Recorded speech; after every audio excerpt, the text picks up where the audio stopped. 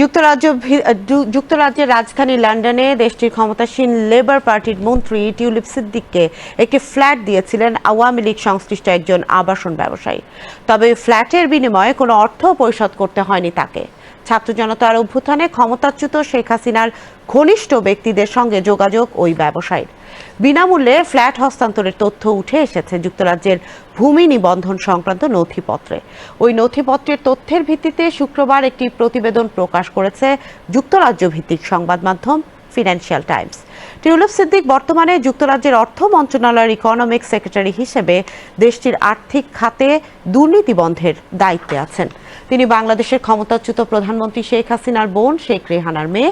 টিউলিপকে বিনামূল্যে ওই ফ্ল্যাট দেওয়ার খবর এমন সময় সামনে এলো যখন ৯ প্রকল্পে ৮০,০০০ কোটি টাকা অনিয়ম ও দুর্নীতির অভিযোগে টিউলিপ, শেখ হাসিনা, শেখ রেহানা ও সজীব ওয়াজেদের বিরুদ্ধে অনুসন্ধান করছে বাংলাদেশের দুর্নীতি দমন কমিশন দুদক।